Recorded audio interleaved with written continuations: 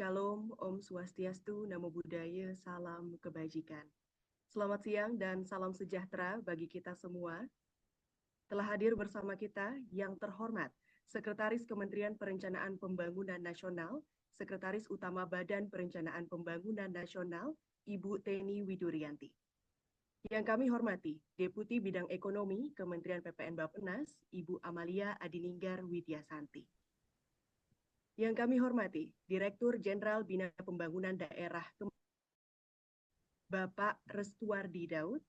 Yang kami hormati seluruh panelis pada sesi diskusi panel, PJ Gubernur Gorontalo, Bapak Muhammad Rudi Salahuddin, PJ Wali Kota Pariaman, Bapak Roberia, PJ Bupati Lebak, Bapak Iwan Kurniawan, serta Direktur Eksekutif Transformasi Ekonomi Indonesia, Bapak Lukita Dinarsyah Tuwo. Yang kami hormati pimpinan tinggi Madya dan Pratama di lingkungan Kementerian PPN Bappenas, Bapak Ibu Ketua Asosiasi Pemerintah Provinsi, Kabupaten, Kota seluruh Indonesia atau yang mewakili, Bapak Ibu Direktur Utama BUMN Indonesia atau yang mewakili, Bapak Ibu Rektor dari seluruh perguruan tinggi di Indonesia, Bapak Ibu Perwakilan Lembaga Kajian SDG Center, dan Bapak Ibu tamu undangan yang berbahagia. Selamat datang kami ucapkan dalam acara Forum Konsultasi Publik Rancangan Undang-Undang tentang Rencana Pembangunan Jangka Panjang Nasional atau RUU tentang RPJPN tahun 2025-2045 yang dilaksanakan tepat pada hari ini, Senin 8 Juli 2024. Bapak Ibu yang kami hormati, saat ini pemerintah sedang menyusun rancangan undang-undang tentang Rencana Pembangunan Jangka Panjang Nasional atau RPJPN tahun 2025-2045. Undang-undang RPJPN ini nantinya akan menjadi landasan hukum bersama yang menentukan arah pembangunan Indonesia selama 20 tahun mendatang. Tentunya RPJPN 2025-2045 bukan hanya milik pemerintah, namun juga milik seluruh masyarakat Indonesia.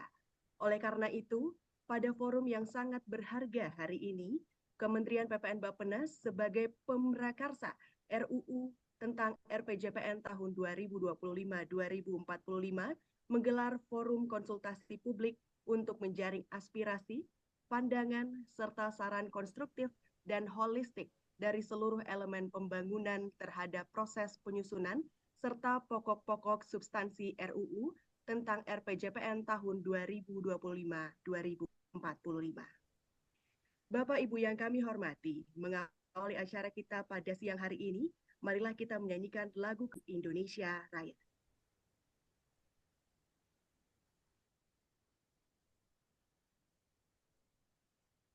Indonesia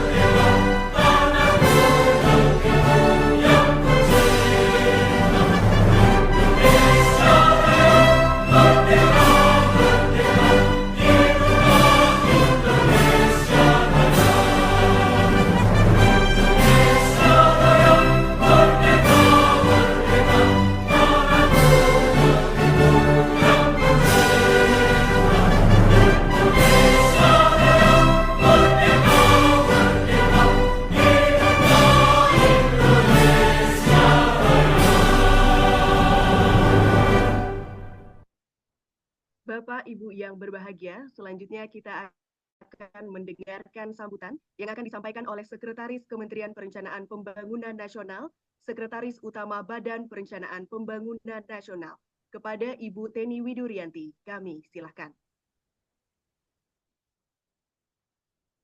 Yang terhormat Bapak Restuardi Daud selaku Direktur Jenderal Bina Pembangunan Daerah, Kementerian Dalam Negeri, seluruh panelis pada sesi diskusi panel pada siang hari ini, Bapak Muhammad Rudi Salahuddin selaku PJ Gubernur Gorontalo, Bapak Roberia selaku PJ Wali Kota Pariaman, Bapak Iwan Kurniawan selaku PJ Bupati Lebak, Bapak Lukita Dinarsyah Tuo selaku Direktur Eksekutif Transformasi Ekonomi Indonesia, Bapak dan Ibu Ketua Asosiasi Pemerintah Provinsi, Kabupaten, Kota seluruh Indonesia atau yang mewakili, Bapak Ibu Direktur Utama BUMN Indonesia atau yang mewakili, Bapak Ibu Rektor dari seluruh perguruan tinggi di seluruh Indonesia,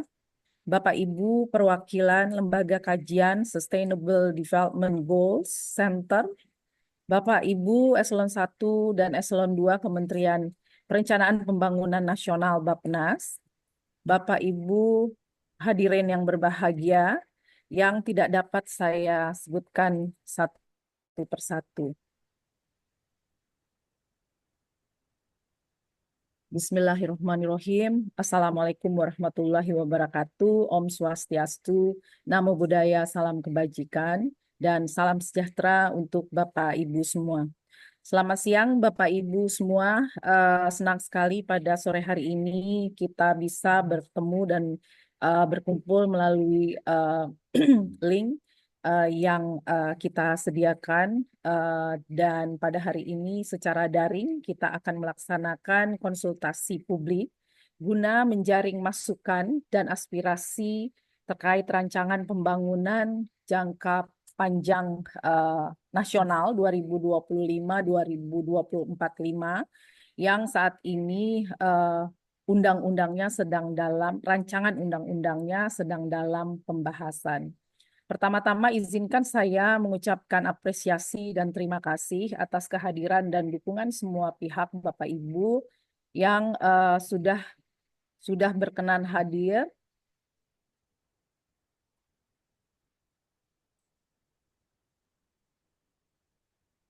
Bapak Ibu yang sudah berkenan hadir dan memberikan dukungan baik dari pemerintah pusat, pemerintah daerah, dari kabupaten kota, para pakar, perwakilan perguruan tinggi, lembaga kajian, serta masyarakat yang secara luas telah meluangkan waktu di tengah kesibukan, kita bisa hadir di dalam forum konsultasi publik ini. Jadi konsultasi publik ini merupakan bagian dari tahapan penyusunan rancangan undang-undang rencana pembangunan jangka panjang 2025-2045 yang merupakan bagian dari proses pembentukan peraturan perundangan. Perlu kami sampaikan bahwa konsultasi publik rancangan Undang-Undang RPJPN 2025-2045 ini merupakan konsultasi publik kedua yang sebelumnya juga pernah dilakukan, yaitu pada tahun 2023. Dalam hal ini, Kementerian Perencanaan Pembangunan Nasional atau Bappenas sebagai pemrakarsa dari rancangan Undang-Undang RPJPN 2025-2045 memiliki kewajiban untuk menghimpun berbagai masukan dari seluruh pihak yang bukan hanya sebagai pemenuhan aspek legal formal saja, namun juga lebih penting lagi adalah pelibatan seluruh elemen masyarakat di dalam merumuskan bersama perencanaan pembangunan jangka panjang Indonesia untuk 20 tahun ke depan. Pada hari ini, sebagai salah satu bentuk upaya menghimpun masukan publik tersebut, izinkan kami menggali aspirasi dan masukan dari Bapak Ibu semua dalam rangka memperkuat substansi rancangan Undang-Undang Rencana Pembangunan Jangka Panjang Nasional 2025-2045 serta memberikan pemahaman serta menyamakan persepsi kita semua serta seluruh stakeholders yang ada eh, terhadap rancangan undang-undang tersebut. Selain itu, konsultasi publik ini kami harapkan dapat menjadi sarana partisipasi seluruh pihak, seluruh lapisan masyarakat dalam mewujudkan visi Indonesia Emas 2025-2045, yaitu Negara Kesatuan Republik Indonesia yang berdaulat, maju, dan berkelanjutan. Urgensi pembentukan rancangan Undang-Undang Rencana Pembangunan Jangka Panjang Nasional 2025-2045 adalah mengawal peta jalan pembangunan Indonesia dalam 20 tahun ke depan, yang tentu nantinya akan menjadi acuan di dalam perencanaan pembangunan secara nasional maupun daerah. Pendekatan rencana pembangunan jangka panjang nasional 2025-2045 tidak lagi bersifat business as usual, tetapi lebih menekankan pada langkah-langkah yang konkret, transformatif, dan imperatif, serta dengan memuat indikator capaian yang lebih terukur dan berbagai dukungan pada sektor-sektor. Langkah ini perlu dilakukan untuk memastikan pelaksanaan pembangunan nasional dapat dilakukan secara koheren dan implementasinya juga sesuai dengan rencana yang sudah ditetapkan. Bapak Ibu yang kami hormati, proses penyusunan RUU RPJPN 2025-2045 ini telah dilakukan sejak beberapa tahun belakangan dan telah melalui berbagai tahapan pembahasan dan diskusi yang sangat-sangat intensif di seluruh level, baik antar pemerintah dan lembaga, diskusi pada tingkat nasional, serta diskusi-diskusi yang bersifat akademik dengan mengundang pakar dari berbagai bidang, baik akademisi maupun praktisi pada bidang terkait melalui kegiatan focus group discussion. Bapak Ibu, perlu pula kami sampaikan bahwa saat ini rancangan Undang-Undang RPJPN ini telah masuk pada proses pembahasan pada tingkat 1 di DPR. Penyelenggaraan konsultasi publik ini merupakan konsultasi publik yang difasilitasi dan diselenggarakan Bappenas sebagai pemrakarsa rancangan undang-undang. Oleh karena itu, kami mengajak seluruh pihak untuk bisa memiliki masukan-masukan dengan semangat yang sama di dalam menyusun rancangan undang-undang yang sesuai dengan arah visi Indonesia Emas 2045 dan dalam rangka menjaga kesinambungan pembangunan jangka panjang nasional. Bapak Ibu yang kami hormati, sekali lagi kami ucapkan terima kasih yang setinggi-tingginya, apresiasi kepada Bapak Ibu sekalian atas dukungan dan kerjasama dari seluruh pemerintah daerah, provinsi, kabupaten kota, para pakar, perwakilan perguruan tinggi, lembaga kajian maupun masyarakat luas atas masukan-masukan yang sudah diberikan dan pada hari ini juga akan diberikan lagi. Karena dengan dukungan dan kerjasama serta partisipasi yang baik dari semua pihak, semangat dan sinergi dalam mewujudkan dan nasional yang transformatif dan berkelanjutan itu dapat kita wujudkan bersama. Dengan cara tersebut, kami berharap konsultasi publik ini bisa berjalan lancar dan mendapatkan masukan-masukan yang konstruktif dari Bapak Ibu semua. Sebagai penutup di dalam sambutan kali ini, izinkan saya membacakan sedikit pantun. Air beriak tanda tak dalam, air tenang seperti berlian. Izinkan saya mengucapkan salam untuk para hadirin sekalian. Billahi taufik wal hidayah. Assalamualaikum warahmatullahi wabarakatuh. Waalaikumsalam warahmatullahi wabarakatuh. Terima kasih Ibu Sesmen PPN Sestama Bappenas atas sambutannya pada acara siang hari ini. Bapak Ibu yang kami hormati, Saat ini kita akan mendengarkan gambaran singkat Rencana Pembangunan Jangka Panjang Nasional 2025-2045 dan pokok-pokok rancangan Undang-Undang RPJPN 2025-2045 kepada Ibu Amalia Adininggar Widyasanti. Kami silakan. Terima kasih MC.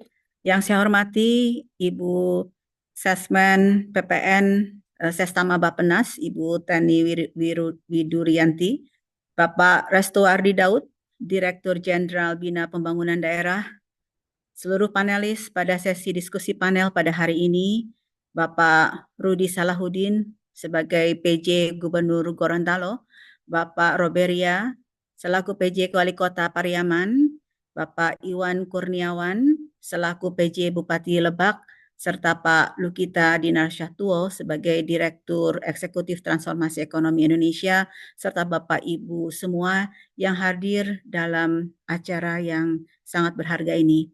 Assalamualaikum warahmatullahi wabarakatuh. Selamat siang dan salam sejahtera buat kita semua.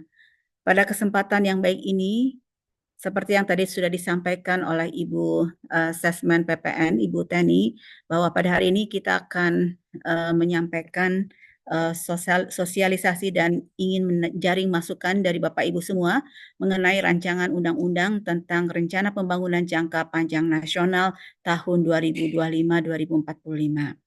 Tentunya di awal dari paparan kami akan menyampaikan mengenai pokok-pokok pengaturan RUU RPJPN 2025-2045 sebagai gambaran untuk kita semua.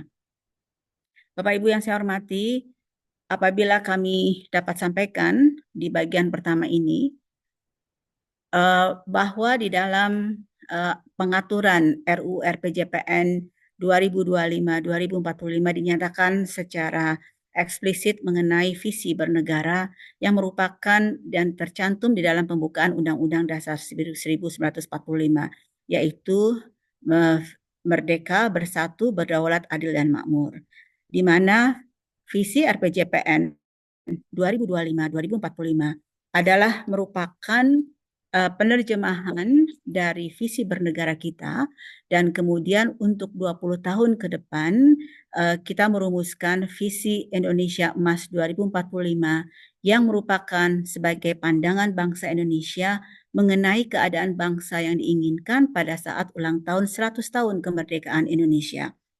Kemudian berikutnya di dalam rancangan undang-undang di slide sebelumnya, di dalam rancangan undang-undang tersebut juga dinyatakan secara jelas mengenai 5 sasaran visi RPJPN, yaitu pendapatan per kapita setara negara maju, kemudian kemiskinan menurun dan ketimpangan berkurang, kepemimpinan dan pengaruh di dunia internasional meningkat, lalu daya saing sumber daya manusia meningkat, dan intensitas emisi gas rumah kaca menurun menuju net zero emission atau yang kita sebut dengan emisi nol bersih.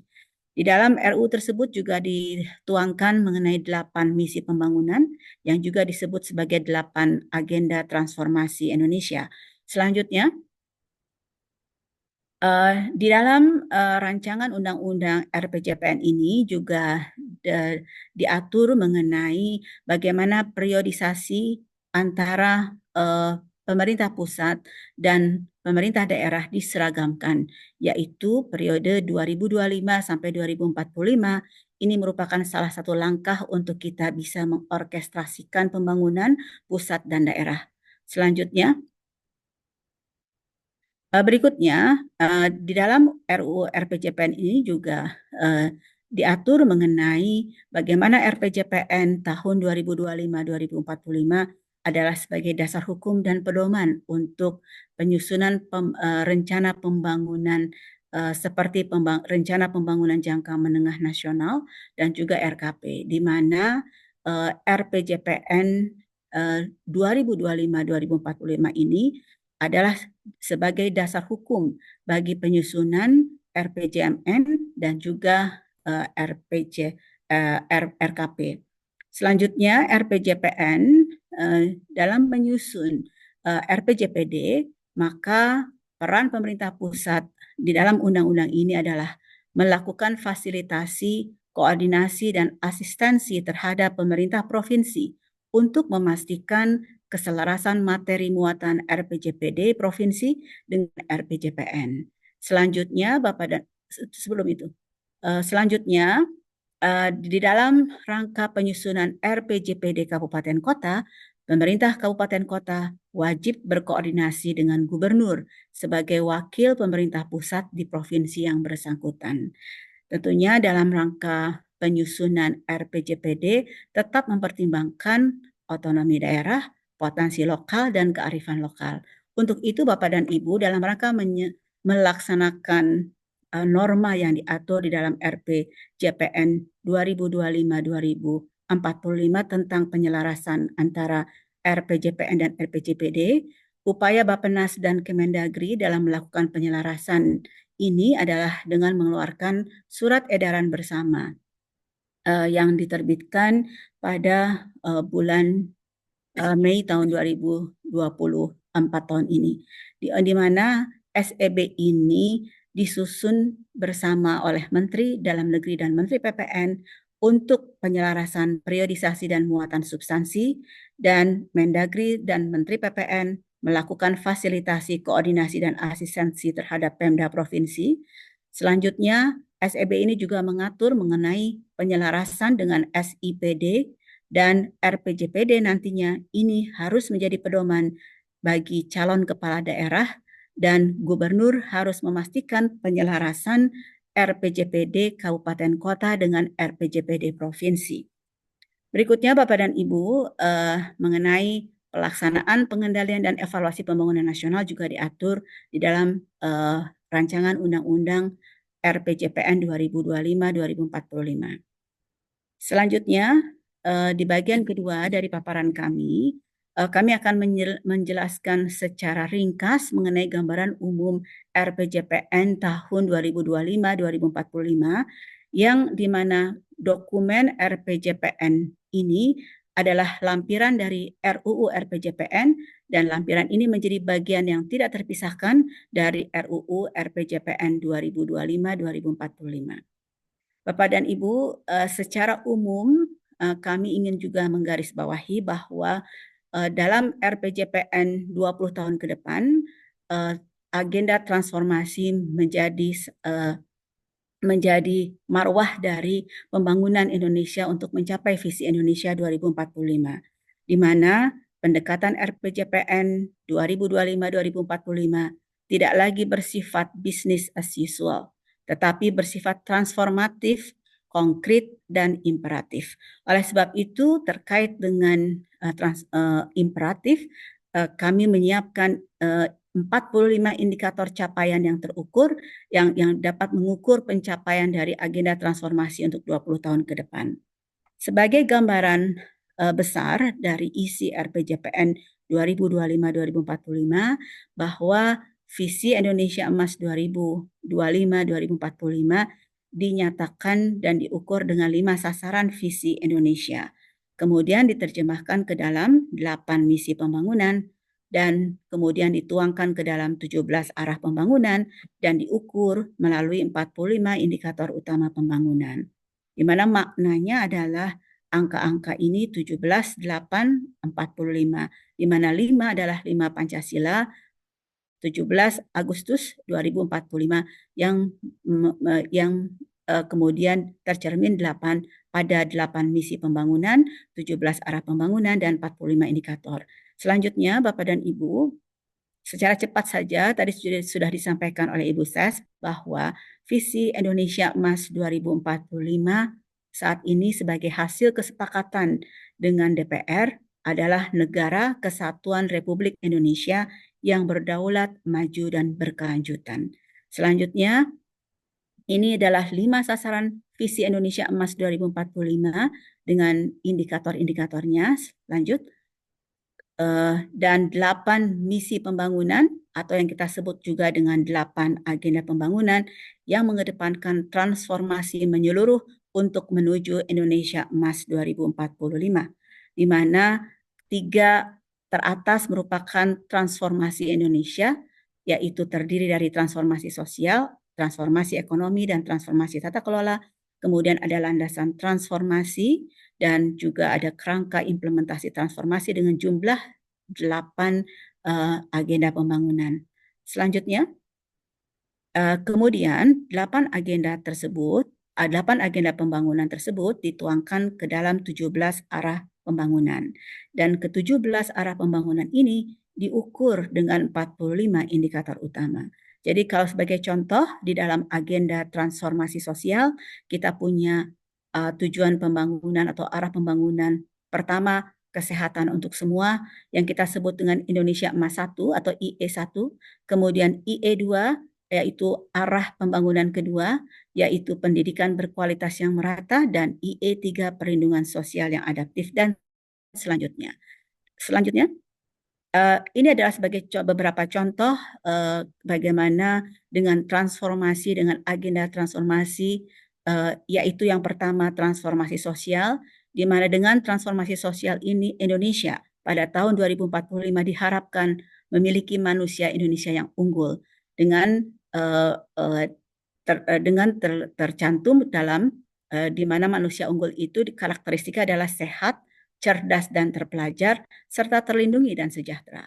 Selanjutnya, ini transformasi sosial meningkatkan kualitas kehidupan dunia dalam seluruh tahapan siklus hidup manusia. Selanjutnya, dalam transformasi ekonomi, di mana agenda kedua dari pembangunan dari 8 agenda pembangunan ini, transformasi ekonomi akan membawa Indonesia menjadi negara berpendapatan tinggi, di mana pada tahun 2045 Indonesia diharapkan sudah masuk menjadi negara berpendapatan tinggi, keluar dari middle income trap, dan dengan PDB kelima terbesar dunia, dan kontribusi PDB manufaktur terhadap total PDB kita mencapai 28%. Selanjutnya, ini adalah bagaimana transformasi ekonomi Indonesia akan didorong dengan pendekatan pembangunan ekonomi berbasis koridor ekonomi yang mengedepankan masing-masing wilayah memiliki kekuatan dan karakteristik serta potensi yang berbeda-beda. Selanjutnya, transformasi tata kelola akan menjadikan Indonesia yang berintegritas, efektif, dan efisien. Berikutnya adalah landasan transformasi, di mana supremasi hukum, stabilitas, dan kepemimpinan Indonesia akan menjadi dasar penting untuk membangun Indonesia menjadi lebih baik, antara lain dengan terwujudnya supremasi hukum nasional, terwujudnya keselamatan bangsa, kedaulatan, dan keutuhan wilayah negara Nusantara Indonesia, serta terjaminnya kebebasan sipil dan hak-hak politik, dan sebagainya. Berikutnya, untuk landasan transformasi 2, yaitu ketahanan sosial budaya dan ekologi, di mana di tahun 2045 Indonesia akan mewujudkan pemajuan dan pelestarian kebudayaan, terwujudnya ketangguhan individu, keluarga, dan masyarakat, serta terwujudnya pengendalian pencemaran dan kerusakan lingkungan, dan terwujudnya ketahanan energi, air, serta kemandirian pangan dengan pendekatan terpadu Food, Energy, Water Nexus. Kemudian juga terwujudnya pembangunan rendah karbon dan pembangunan berketahanan iklim. Terakhir, Bapak dan Ibu, sebagai penutup, kami ingin menyampaikan bahwa visi Indonesia Emas 2045 adalah cita-cita besar bangsa kita pada saat 100 tahun kemerdekaan Indonesia. Untuk itu, marilah kita meraih peluang ini dan bekerja bersama-sama, berkolaborasi, serta bahu-membahu untuk mewujudkan cita-cita besar bangsa kita di tahun 2045. Terima kasih, Bapak Ibu, atas perhatiannya. Wassalamualaikum warahmatullahi wabarakatuh. Waalaikumsalam warahmatullahi wabarakatuh. Terima kasih Ibu Amalia Adininggar Widyasanti selaku Deputi Bidang Ekonomi Kementerian PPN Bappenas atas gambaran singkat terkait dengan RPJPN 2025-2045. Bapak Ibu yang kami hormati, selanjutnya kita akan dengarkan perihal sinkronisasi Rencana Pembangunan Jangka Panjang Daerah dan Rencana Pembangunan Jangka Panjang Nasional yang akan disampaikan oleh Direktur Jenderal Bina Pembangunan Daerah Kementerian Dalam Negeri kepada Bapak Restuardi Daud. Kami silakan. Terima kasih, moderator. Bismillahirrahmanirrahim. Assalamualaikum warahmatullahi wabarakatuh. Selamat siang, salam sejahtera untuk kita semua. Om Swastiastu, Namo Buddhaya, dan salam kebajikan. Yang saya hormati Ibu Teni Widurianti, Sesmen PPN, sekaligus juga Sestama Bappenas, Bu Amalia Hadininggar, Deputi Bidang Ekonomi Kementerian PPN Bappenas, Pak Rudi Salahuddin, PJ Gubernur Gorontalo, Pak Roberia, PJ Wali Kota Pariaman, Pak Iwan Kurniawan, PJ Bupati Lebak, Pak Lukita Dinarsyatuwo, Direktur Eksekutif Transformasi Ekonomi Indonesia, dan juga Bapak Ibu eh, perwakilan dari Asosiasi Pemerintah Provinsi, Kabupaten, dan Kota, juga Asosiasi DPRD Provinsi dan Kabupaten atau Kota, para rektor atau pimpinan perguruan tinggi, Bapak Ibu pejabat di jajaran Kementerian PPN Bappenas, pimpinan BUMN, SDG Center, dan Bapak Ibu sekalian yang hadir melalui Zoom dalam eh, acara ini. Bapak Ibu tadi menyambung apa yang disampaikan oleh Bu Sesmen PPN dan Bu Deputi. Kami menyampaikan terima kasih untuk kesempatan ini, eh, menyampaikan beberapa hal terkait dengan sinkronisasi atau perlunya mensinkronkan kebijakan dalam RPJPN ke dalam dokumen RPJPD. Dan karena waktu yang tidak panjang, beberapa hal saja yang ingin kami sampaikan terkait pokok-pokok mengapa dan bagaimana kemudian ini dioperasionalkan di dalam dokumen. Nah, Bapak Ibu, sejatinya proses yang ada saat ini, pemerintah daerah sudah atau sedang melaksanakan penyusunan dokumen RPJPD. Sehingga saya kira hal ini juga penting untuk bisa menjadi catatan manakala ada hal-hal yang perlu menjadi concern kita seiring dengan penyusunan RUU RPJPN ini. Bisa minta tolong ditayangkan slide-nya, di share. Oke. Baik, saya ingin mulai dari pertama, walaupun tadi sudah disampaikan oleh Bu Deputi. Bapak Ibu, visi pembangunan jangka panjang kita sebagaimana dalam konstitusi kita, Undang-Undang Dasar Negara Republik Indonesia tahun 1945 adalah menuju Indonesia yang merdeka, bersatu, berdaulat, adil, dan makmur. Dengan apa yang menjadi mandat kepada kita, tujuan bernegara ini melindungi segenap bangsa Indonesia, memajukan kesejahteraan umum, mencerdaskan kehidupan bangsa, dan ikut melaksanakan ketertiban dunia, ini dilaksanakan oleh pemerintah sebagai representasi daripada negara untuk melaksanakan pembangunan, pelayanan masyarakat, dan pemberdayaan. Dalam pelaksanaannya, Presiden memegang kekuasaan pemerintahan tertinggi untuk penyelenggaraan pemerintahan. Sehingga dengan demikian, maka di dalam Undang-Undang 23 2014 dinyatakan bahwa urusan pemerintahan adalah kekuasaan pemerintahan yang menjadi kewenangan Presiden, yang kemudian dilaksanakan oleh Kementerian Negara dan penyelenggara pemerintahan daerah untuk melindungi, melayani, memberdayakan, dan mensejahterakan masyarakat. Kemudian dalam konteks ini, eh, penyelenggaraan pemerintahan daerah dalam menyusun dalam konteks kebijakannya, dalam penyusunan kebijakannya wajib untuk sejalan atau sinkron dengan kebijakan nasional. Dan ini menjadi bagian dari uh, asas penyelenggaraan otonomi daerah sesuai dengan Undang-Undang Dasar 1945 bahwa NKRI dibagi menjadi daerah provinsi dan daerah provinsi dibagi kemudian menjadi kabupaten kota dalam konteks negara kesatuan. Jadi sinkronisasi pertama kita butuhkan dalam konteks sebagai negara kesatuan. Yang kedua, slide berikutnya. Yang kedua terkait dengan mandat peraturan perundangan pada slide berikut. Bapak Ibu sekalian, mulai dari Undang-Undang 25 2004 tentang Sistem Perencanaan Pembangunan Nasional telah juga memandatkan bahwa RPJP daerah harus mengacu kepada RPJP nasional. Ini perintah undang-undang. Kemudian dalam Undang-Undang 23 juga memandatkan hal yang sama bahwa RPJPD dan seterusnya disusun berpedoman pada RPJPN pasal 263. Kaitan dengan ini juga RPJPD diperlukan untuk menjadi pedoman dalam penyusunan visi dan misi bagi kepala daerah. Ini juga sekaligus untuk menjaga konsistensi kebijakan yang akan dilakukan oleh para pemimpin daerah, dalam hal ini para kepala daerah. Sehingga RPJPD ini pun menjadi uh, pedoman dalam penyusunan visi misi tersebut. Ini kemudian diperkuat di Undang-Undang 10 2016 bahwa RPJPD ini perlu ditetapkan sebelum waktu pilkada serentak agar supaya dapat dijadikan acuan bagi kepala daerah. Jadi sinkronisasi atau benang merah mulai dari perencanaan secara nasional, perencanaan di daerah dengan kebijakan yang akan masuk dalam visi misi kepala daerah. Secara teknis ini diatur di dalam Permendagri terkait dengan tata kelola atau tata cara penyusunan dokumen perencanaan yang ada. Dan di ujungnya RUU tentang RPJPN juga mensyaratkan atau memasukkan norma atau kaidah bahwa RPJPD wajib selaras dan berpedoman pada RPJP nasional.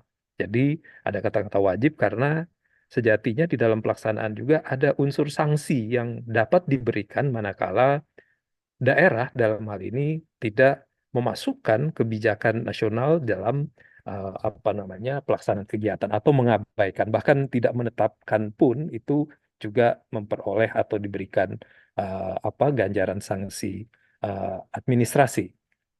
Yang berikutnya, mengapa kemudian perlu Bapak Ibu pasal 258 Undang-Undang 23 2014 menyatakan bahwa pembangunan daerah adalah perwujudan dari pelaksanaan urusan pemerintahan yang tadi di awal yang kami sampaikan yang telah diserahkan kepada daerah sebagai bagian integral dari pembangunan nasional. Dengan demikian, maka pemerintah daerah kemudian melaksanakan dua hal dalam konteks ini. Bagaimana urusan pemerintahan ini diterjemahkan menjadi bentuk-bentuk pelayanan publik dan bentuk-bentuk pelayanan publik ini merupakan bagian integral dari pembangunan nasional. Sehingga kemudian dokumen yang disusun pertama harus dapat berkontribusi atau sinkron dengan pencapaian target pembangunan nasional. Nah, di samping itu Bapak Ibu sekalian, apa yang dilakukan oleh daerah juga dalam waktu bersamaan juga harus mengakomodir target pembangunan daerah. Karena ini sesuai dengan sistem politik desentralisasi yang kita anut, bahwa daerah memiliki keleluasaan untuk mengelola daerahnya sesuai kewenangannya di dalam kerangka otonomi daerah sesuai dengan karakteristik potensi yang ada di masing-masing daerah.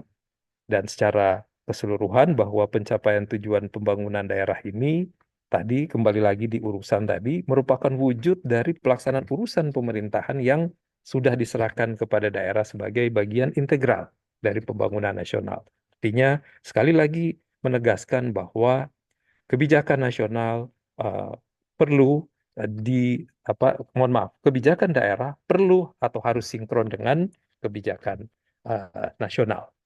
Selanjutnya yang berikutnya pada slide berikut, Bapak Presiden telah memberikan arahan pada waktu atau pada saat peluncuran Indonesia Emas tahun 2045. Bapak Ibu sekalian tadi telah dijelaskan oleh Bu Deputi dan Bu Sestama mengenai arah ke 2045.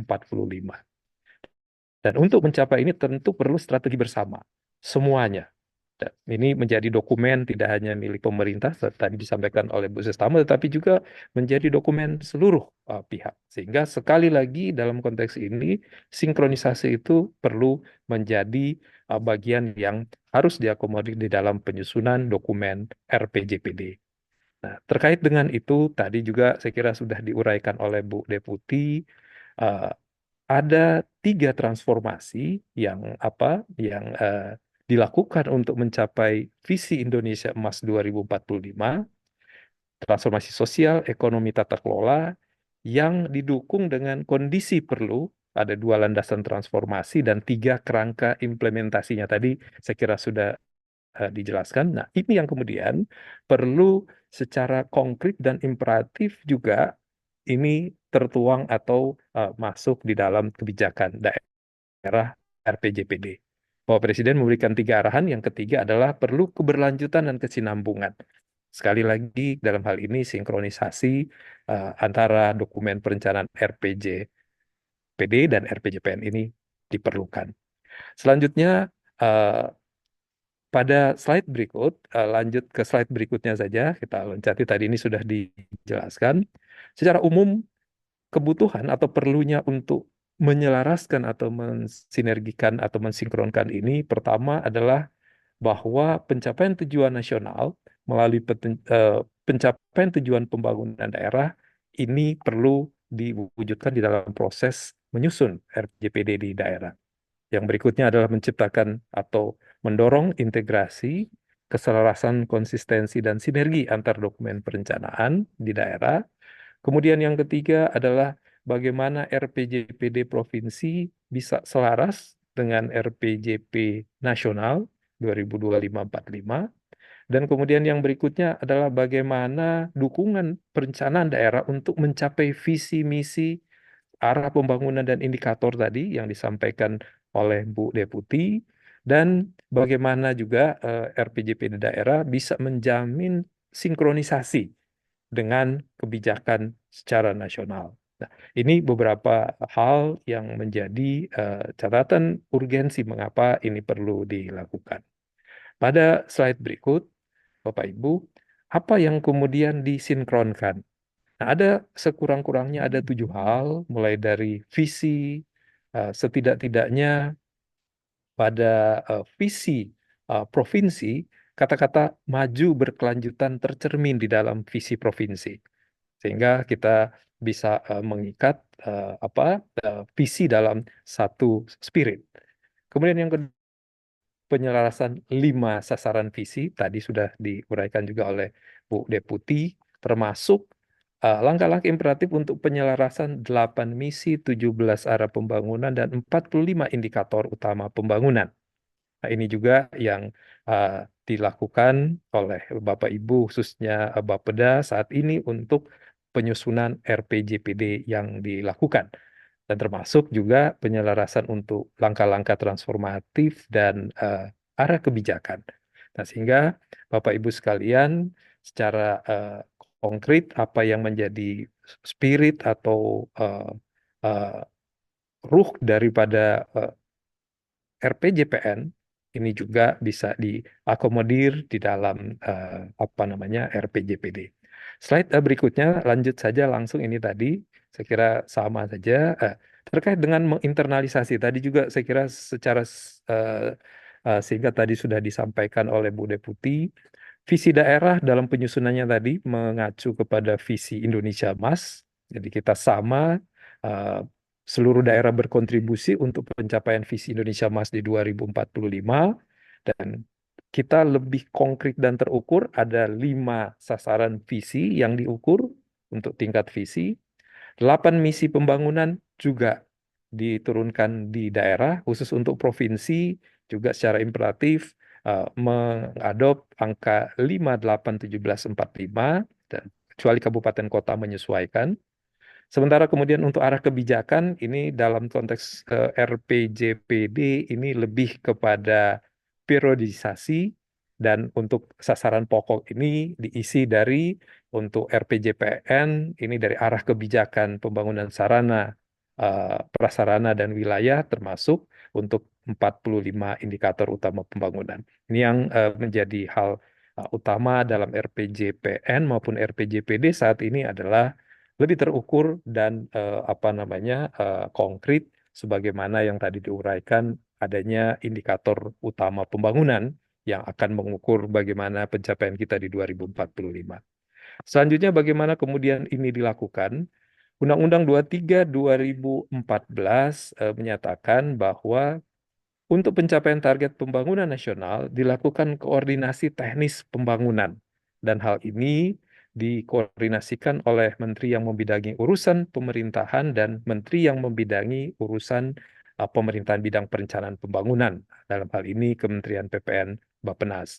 Slide berikutnya. Nah, untuk itu kemudian tadi juga sudah dijelaskan oleh Bu Deputi, untuk mengawal proses sinkronisasi ini, Kementerian Dalam Negeri dan PPN Bappenas telah bersama-sama mengeluarkan SEB yang menjadi panduan pemerintah daerah untuk menerjemahkan kebijakan nasional di dalam RPJPD, yang kemudian diperkuat juga dengan Instruksi Menteri Dalam Negeri nomor 1 tahun 2024 yang berisi panduan atau pedoman bagi pemerintah daerah dalam menyusun RPJPD 2025-45. Dan prosesnya, bagaimana caranya, di dalam SEB ini juga diatur fasilitasi, koordinasi, asistensi. Fasilitasi ini dilakukan dalam forum konsultasi RANWAL atau rancangan awal, dan pada saat dokumen RANHIR, rancangan akhir RPJPD. Sementara asistensi ini dilakukan dalam bentuk-bentuk workshop, bintek, seminar, dan sebagainya. Sementara untuk koordinasi ini dilakukan sepanjang proses penyusunan. Dan yang terakhir, Bapak Ibu sekalian, bagaimana progres atau kondisi saat ini? Slide berikutnya. Hingga saat ini kami menyampaikan terima kasih sudah ada 7 daerah provinsi yang telah sampai kepada tahapan rancangan akhir untuk RPJPD. Ini ada 3 di Sumatera, Provinsi Aceh, Riau, dan Kepri. Ada 2 di Kalimantan, Kaltim dan Kalteng, dan 2 di Jawa Bali, yaitu DKI Jakarta dan DIY, yang saat ini sudah sampai kepada tahap penyusunan, tahap rancangan akhir penyusunan RPJPD.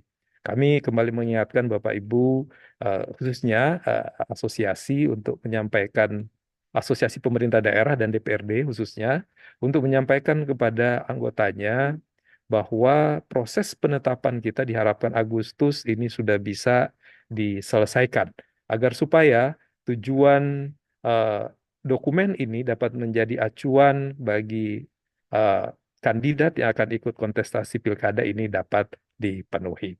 Dan yang terakhir sebagai penutup, Bapak Ibu sekalian, sekali lagi, pembangunan daerah merupakan bagian integral dari pembangunan nasional. RPJPD disusun sebagai bagian dari upaya kita untuk mendukung Indonesia Emas 2045.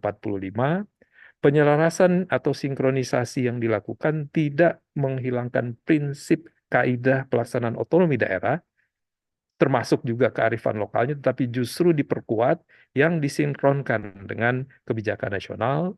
Selanjutnya tadi juga disampaikan bahwa ini menjadi acuan bagi penyusunan selain teknokratik RPJMD juga bagi calon kepala daerah yang akan ikut kontestasi pilkada November yang akan datang.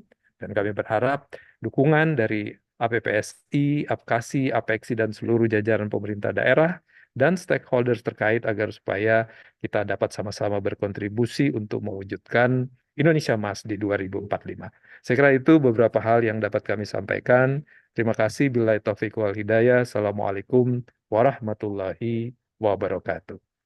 Waalaikumsalam warahmatullahi wabarakatuh. Terima kasih Bapak Restuardi Daud selaku Direktur Jenderal Bina Pembangunan Daerah Kementerian Dalam Negeri. Bapak Ibu yang berbahagia, saat ini kita memasuki sesi panel yang akan membahas lebih jauh bagaimana RUU RPJPN 2025-2045 ini mendapat respon atau tanggapan dari para panelis, utamanya dalam aspek pentingnya RUU RPJPN tahun 2025-2045 bagi daerah dari lingkup provinsi, kota, dan kabupaten, serta pokok-pokok pengaturan RUU RPJPN tahun 2025-2045. Selanjutnya kami silakan kepada moderator kita pada kesempatan kali ini, Direktur Perencanaan Makro dan Analisis Statistik Kementerian PPN Bappenas. Kepada Bapak Eka Chandra Buana, kami silakan. Assalamualaikum warahmatullahi wabarakatuh. Salam sejahtera bagi kita semua. Om Swastiastu, Namo Buddhaya, salam kebajikan, Shalom. Yang terhormat Bapak Ibu sekalian, peserta Konselori Publik Rancangan Undang-Undang tentang Rencana Pembangunan Jangka Panjang 2025-2045 yang kami hormati. Saat ini kita masuk ke dalam sesi konsultasi publik. Jadi kami dalam hal ini setelah hadir panelis kita yang istilahnya tidak asing lagi, yaitu yang pertama adalah kami perkenalkan Bapak Muhammad Rudi Salahuddin selaku PJ Gubernur Gorontalo. Kemudian yang kedua adalah Bapak Roberia selaku PJ Wali Kota Pariaman. Kemudian yang ketiga adalah Bapak Iwan Kurniawan selaku PJ Bupati Lebak, serta Bapak Lukita Dinarsyatuwo selaku Direktur Eksekutif Transformasi Ekonomi Indonesia. Selanjutnya kami persilakan tiap-tiap panelis kami berikan waktu 10 menit untuk memberikan tanggapannya terkait dengan rancangan Undang-Undang RPJP tahun 2025 tahun sampai dengan 2045. Kesempatan pertama saya berikan kepada Bapak PJ Gubernur Gorontalo, Bapak Muhammad Rudi Salahuddin, kami persilakan. Baik, terima kasih Pak Eka Chandra Buana atas kesempatannya. Assalamualaikum warahmatullahi wabarakatuh. Selamat sore dan salam sejahtera untuk kita semua. Bapak Ibu sekalian, hadirin yang mengikuti kegiatan ini via Zoom. Pertama-tama terima kasih atas undangannya untuk bisa menjadi panelis di dalam rangka forum konsultasi publik tentang RUU RPJPN 2025-2045. Bapak Ibu sekalian, seperti yang tadi sudah disampaikan di awal, baik oleh Ibu Amalia Adininggar maupun dari Bapak Dirjen Pak Restuardi Daud, kami melihat bahwa RPJPN 2025-2045 ini pada dasarnya menjadi bagian yang tidak terpisahkan dalam pembangunan jangka panjang provinsi maupun kabupaten kota. Pelaksanaan rencana jangka panjang tidak hanya dilakukan oleh pemerintah pusat, tapi juga di pemerintah daerah. Dalam menyusun RPJPN 2025-2045, kami juga melakukan penjaringan isu-isu spesifik di daerah melalui Musrenbangnas RPJPN dan Forum Konsultasi Publik. Mengapa hal ini penting? Karena kami melihat di dalam RPJPN 2025-2045, masing-masing memiliki arah kebijakan wilayah dan sarana prasarana yang dijabarkan berdasarkan wilayah-wilayah yang ada. Nah, sebagai contoh misalnya di Jawa atau di Sumatera memiliki intervensi yang mungkin berbeda dengan kondisi atau keadaan di Sulawesi ataupun di Indonesia Timur yang lain. Nah, ini oleh sebab itu, dalam proses penyusunan RPJPN 2025-2045, kami telah berupaya menyusun arah kebijakan yang tepat sesuai dengan permasalahan dan potensi dari karakteristik wilayah. Keselarasan RPJPN ini juga tidak bisa hanya di satu dokumen, namun juga perlu dikawal di dalam dokumen daerah, yakni yang tadi disampaikan Bapak Dirjen Bina Bangda, RPJPD 2025-2045. Terdapat beberapa aspek yang diselaraskan, namun tetap diberikan ruang yang luas untuk menyesuaikan karakteristik daerah yang sangat beragam. Bapak Ibu hadirin sekalian, sebagaimana kami sampaikan sebelumnya, keterlibatan di daerah dalam penyusunan RPJP nasional dilakukan melalui dua cara, yakni Musrenbangnas dan juga konsultasi publik. Pertama, Undang-Undang 25/2004 tentang Sistem Perencanaan Pembangunan Nasional yang mengatur bahwa Musrenbangnas diikuti oleh unsur-unsur penyelenggara negara dengan mengikutsertakan seluruh masyarakat, gubernur sebagai unsur provinsi maupun bupati wali kota yang juga berhak terlibat dalam Musrenbangnas.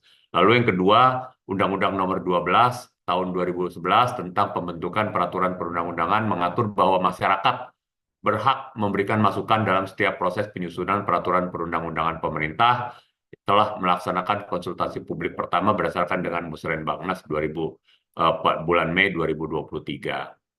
Adapun kegiatan hari ini juga kita melihat bahwa konsultasi publik ini memperlihatkan juga bahwa pemerintah membuka masukan-masukan seluas-luasnya dari pemerintah daerah dan juga dari masyarakat. Kami melihat bahwa RUU dari RPJPN 2025-2045 telah memberikan ruang yang khusus untuk pengaturan hubungan antar perencanaan pembangunan pusat dan juga daerah. Hal ini kalau kita melihat dari pasal 10 ayat 2 dalam RUU RPJPN 2025-2045 memberikan amanat agar RPJPD 2025-2045 wajib selaras dan berpedoman pada RPJPN 2025-2045 seperti yang tadi disampaikan oleh Bapak Dirjen Bina Bangda. Hal ini memberikan landasan hukum dan arahan yang kuat bagi kami selaku pemerintah daerah untuk dapat berkolaborasi dengan pemerintah pusat dan daerah, di mana hal ini menjadi kunci dalam upaya mensinergikan perencanaan pembangunan pusat dan daerah. Bapak Ibu sekalian, mengingat urgensi yang tinggi bagi perencanaan pembangunan di daerah yang selaras dengan nasional, RUU RPJPN perlu segera diundangkan untuk menjadi acuan dari RPJPD 2025-2045 yang saat ini sedang disiapkan oleh seluruh pemerintah daerah. Lebih lanjut, kami juga melihat bahwa pilkada serentak akan mengubah tatanan dinamika penyusunan perencanaan pembangunan baik di tingkat nasional dan juga di daerah. Sehingga RPJP ini juga nantinya akan dijadikan pedoman bagi penyusunan RPJP daerah dalam menyusun visi, misi, dan program dari calon kepala dan wakil kepala daerah. Bapak Ibu sekalian, kita tahu bahwa RUU RPJPN memberikan arahan yang jelas bagi daerah dalam merancang perencanaan jangka panjang di daerah tersebut. Sebagaimana arahan nasional kepada kami di Provinsi Gorontalo untuk tumbuh tinggi, kita tahu bahwa Gorontalo juga dapat tumbuh tinggi karena adanya aktivitas dari yang mengandalkan pertanian, jasa, dan konsumsi domestik. Walaupun di tahun 2023 ini alhamdulillah Gorontalo mampu tumbuh mencapai 4,5%, namun ini masih di bawah pertumbuhan ekonomi rata-rata nasional. Sehingga pencapaian ini harus kita dorong lebih tinggi lagi dan perlu kita jaga terus-menerus. Bapak Ibu sekalian, kita melihat juga bahwa tantangan ke depan semakin besar. Kita ketahui juga kalau kami di Provinsi Gorontalo melihat bahwa daerah kami masih di dalam kategori daerah yang berpendapatan menengah ke bawah. Oleh sebab itu, kita harus mencari terobosan-terobosan untuk kita masukkan di dalam RPJPD kita agar nantinya 20 tahun ke depan atau 25 tahun ke depan kita bisa melompat lebih tinggi lagi khususnya untuk dibandingkan dengan rata-rata pertumbuhan ekonomi nasional, sehingga nantinya pertumbuhan atau visi Indonesia Emas tahun 2045 itu bisa kita capai bersama.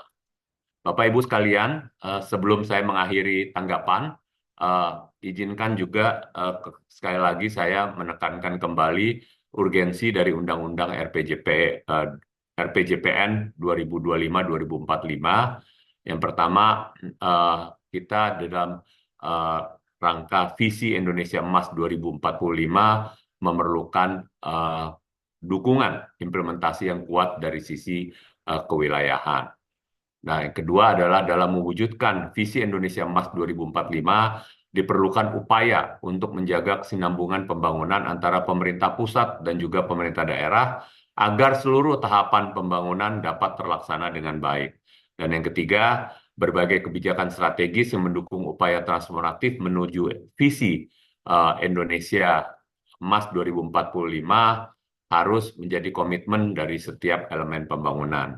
Sinergi dan koordinasi antar lembaga pemerintah baik di pusat maupun juga di daerah harus tetap terjaga sehingga ini bisa mendukung upaya transformasi menuju Indonesia Emas 2045.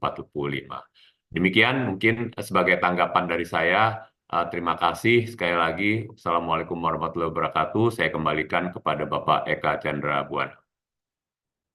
Terima kasih Bapak Rudi Salahuddin selaku PJ Gubernur Gorontalo atas tanggapannya.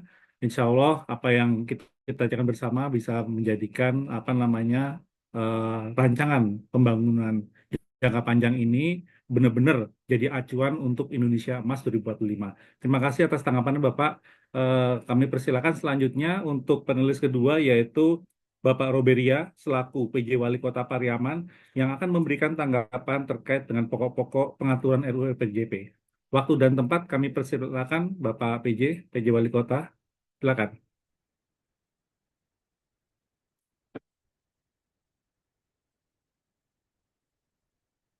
Izin Pak, masih mute Pak. Ya, Assalamualaikum warahmatullahi wabarakatuh. Yang terhormat pimpinan tinggi media di Bappenas, pimpinan tinggi pertama dan seluruh jajaran di Bappenas, kemudian pimpinan tinggi media Kemendagri dan seluruh jajaran di Kemendagri dan Bapak Ibu Kepala Daerah, akademisi, dan mohon maaf jika tidak tersebut satu persatu. Yang paling utama adalah apresiasi luar biasa. Ini karya luar biasa dari negara melalui Bapak Ibu semua yang terlibat dalam penyusunan RPJPN dengan paparan dari tadi Ibu Sama, kemudian Ibu Deputi, dan dilanjutkan oleh Pak Dirjen Bagda juga luar biasa. Saya akan memberikan masukan pada posisi dengan judul Gagasan Hukum Keterpaduan Perencanaan. Tentu ini berupa masukan, dan sekali lagi Bapak Ibu pimpinan tinggi ini adalah gagasan, tentu sebagai satu insight ataupun hal yang akan menjadi catatan. Tentu menjadi pertanyaan bagi kita, karena di paparan-paparan, masuk Pak Menteri PPN juga memaparkan butuh satu sinkronisasi. Tadi Dirjen Bagda, Pak Dirjen Bagda juga menyampaikan satu kata yang luar biasa, ini diharapnya sinkronisasi. Bisakah? Akan muncul banyak tanya dan apa.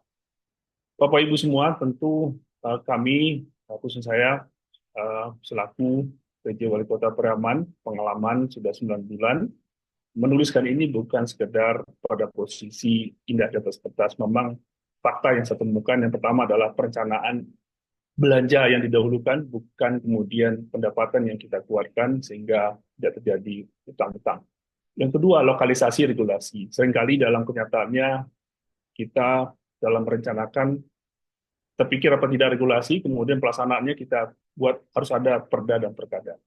Kemudian manajemen pemadam kebakaran, kita tidak merencanakan dengan baik, padahal sudah ada Musrenbang menghasilkan RPJPD, menghasilkan RPJMD, dan semua hal terkait dengan mekanisme perencanaan, namun pernyataannya kita dalam pelaksanaan juga manajemen pemadam kebakaran, dan yang terakhir adalah sabalik itu misalnya pengawasan yang diskriminatif.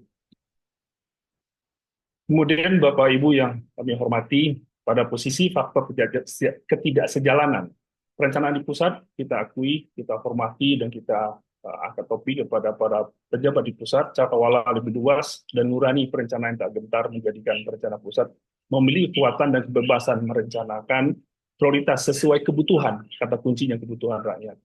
Dengan instrumennya Undang-Undang RPJPN, APBN, Undang-Undang Perubahan APBN, Perpres RPJMN, Perpres RKP, Perpres Perubahan RKP, Permen, Perban, Renstra KL, dan Jakarta PKKL.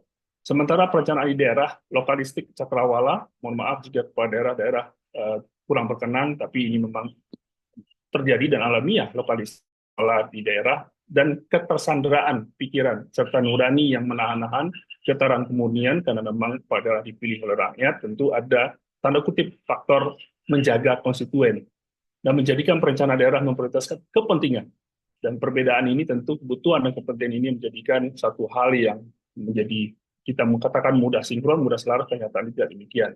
Dan instrumen di daerah berupa Perda RPJPD, Perda RPJMD, Perkada RKPD, Perda APBD, Perkada Penjabaran, Perda Perubahan, Perkada DPA, dan telah staf. Untuk pencarian anggaran dia tidak butuh telah staf.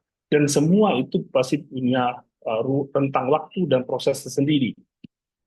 Bapak Ibu, untuk masukan di dalam karya yang luar biasa itu ada kata yang berulang-ulang di setiap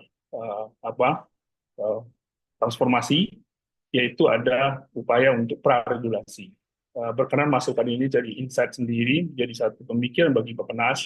Istilah ini khawatir bisa menimbulkan siklus baru, padahal siklus pembentukan regulasi itu ada 6, perencanaan, penyusunan, pembahasan, pengesahan, penetapan, pengundangan, dan pemantauan dan peninjauan. Siklus ke-6 itu dikenalkan, dikuatkan dengan Undang-Undang 15 2019 perubahan pertama.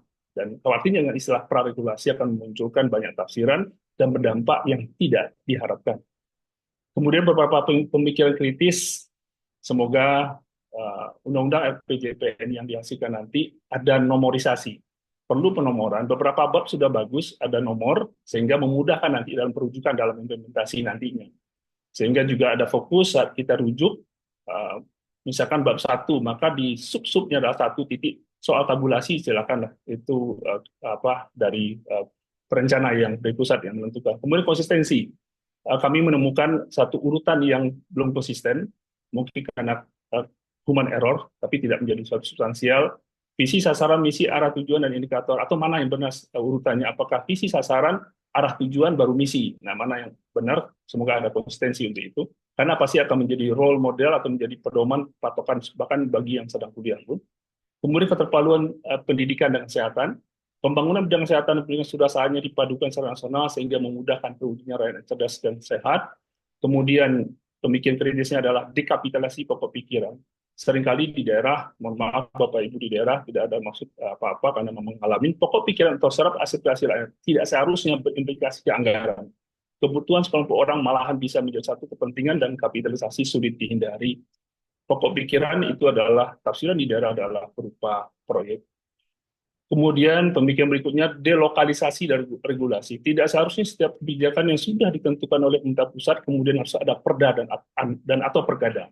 Bahkan suatu undang-undang pun sudah langsung ditaati tanpa harus juga perda terlebih dahulu jika memang sudah jelas dan tegas. Saya mengalami satu peristiwa yang menurut tidak perlu ada perkada. Tapi pada kenyataan jadi semua pemangku sekitarnya mengatakan tetap wajib ada perkada. Itu menambah lagi padahal di RPJPN ini sudah dikeluhkan hiperregulasi. Namun semoga ada satu baris saja kalimat ketemu nanti tidak mengharuskan daerah harus membuat perkada atau perkada jika memang sudah tegas dan jelas. Kemudian ada aspek prima facie. Kita prima fasikan pendapatan perencanaan APBD masih banyak atau bahkan hampir semua daerah. Mohon maaf sekali lagi tidak ada maksud menyinggung atau meresponskan daerah yang mendahulukan apa daftar belanja yang akan dilakukan tahun depan. Bukan mendahulukan kemampuan fiskal kita berapa, pendapatan kita berapa, tapi mendahulukan apa proyek yang kita lakukan di tahun depan. Kemudian semoga dari penyusun akhir nanti, sinkronisasi lampiran RUU RPJPN, ada kehati-hatian peristilahan, resentralisasi, desentralisasi administrasi, praregulasi, dan bahasa asing.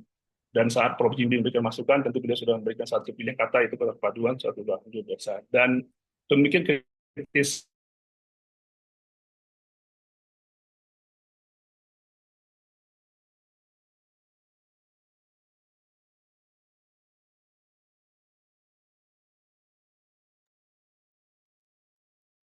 Izin, apakah kami bisa atau izin di tempatnya Pak PJ?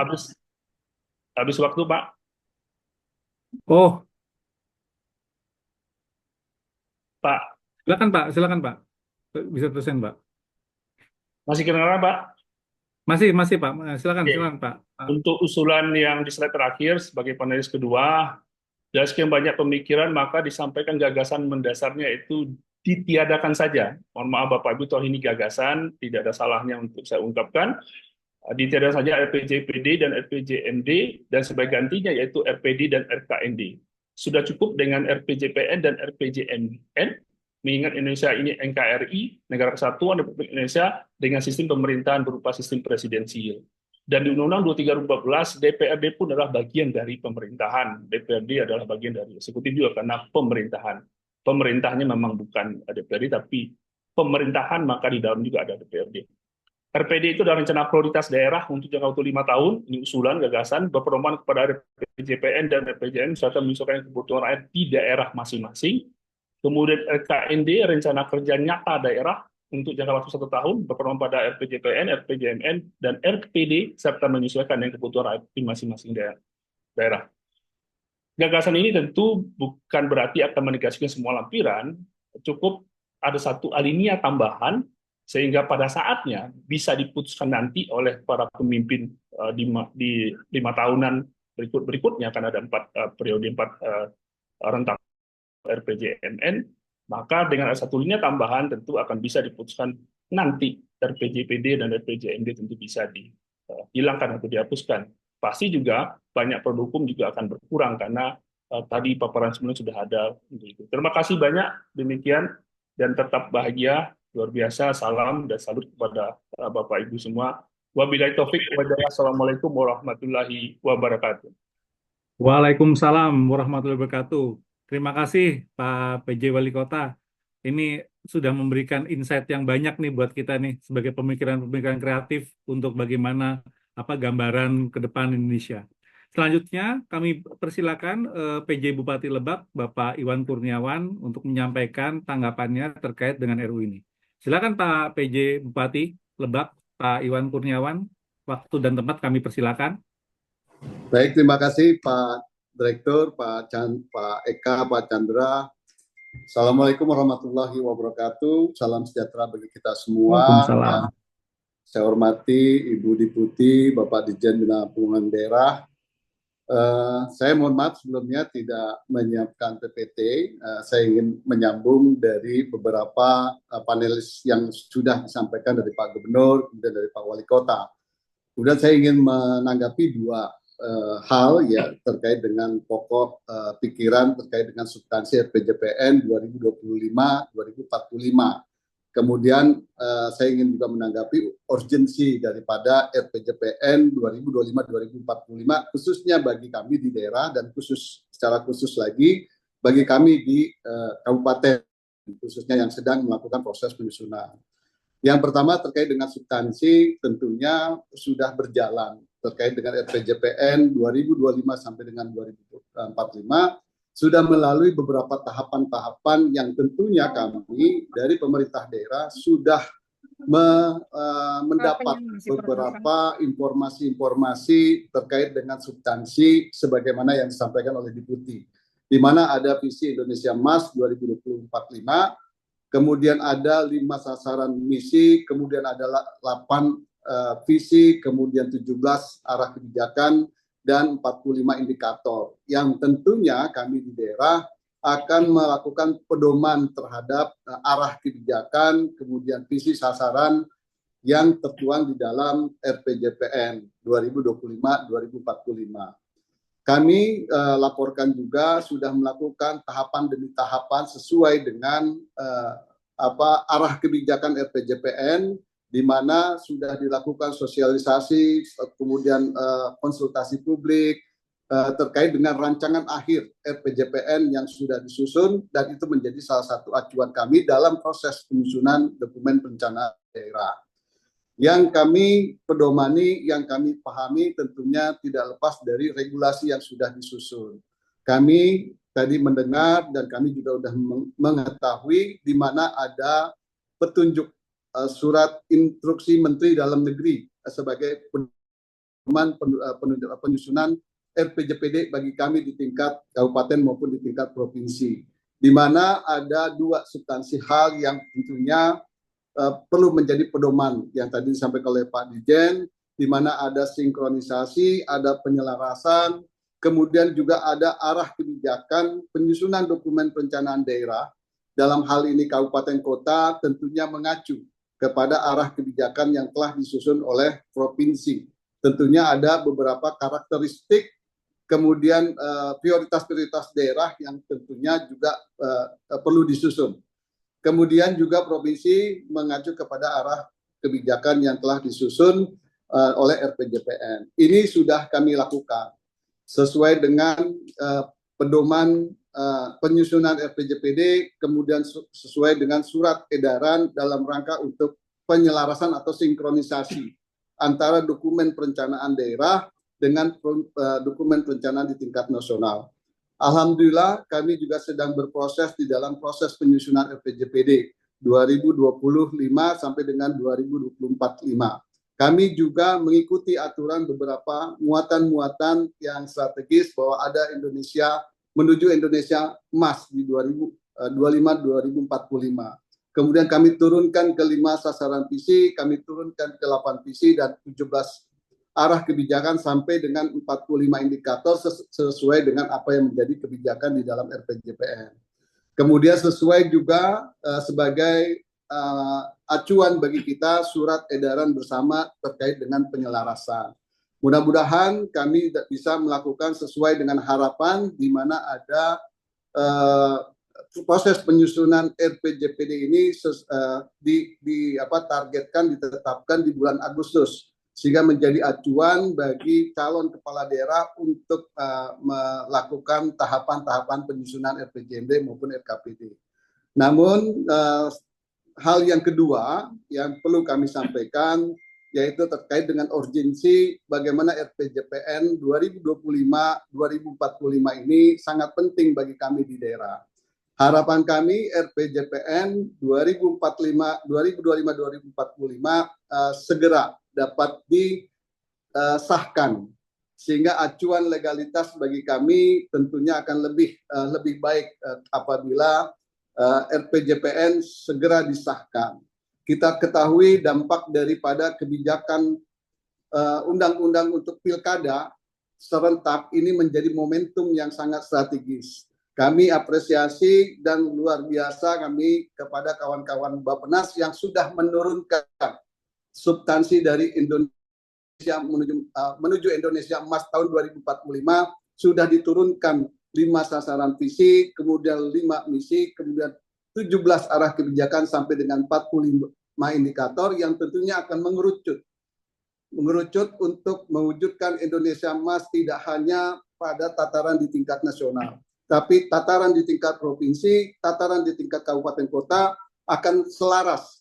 Semuanya bergerak bersama untuk menuju Indonesia Emas di tahun 2045. Harapan kami percepatan di dalam proses penetapan RPJPN 2025-2045 dan harapan kami proses penyelarasan, proses sinkronisasi terhadap dokumen perencanaan di tingkat pusat dan daerah dapat dilakukan pembinaan, dapat dilakukan pelatihan, dapat diselaraskan dan dikawal dalam rangka untuk mewujudkan sinkronisasi sesuai dengan surat edaran bersama Menteri Bappenas dan Menteri Dalam Negeri untuk menuju Indonesia Emas tahun 2045. Mungkin itu beberapa hal yang dapat saya sampaikan. Terima kasih Pak Chandra, saya kembalikan. Terima kasih Pak PJ Bupati Lebak atas tanggapannya. Saya pikir kita sudah koheren ya Pak ya, antara pusat dan daerah bahwa pentingnya RPJP ini diselesaikan agar menjadi panduan bersama pembangunan kita ke depan.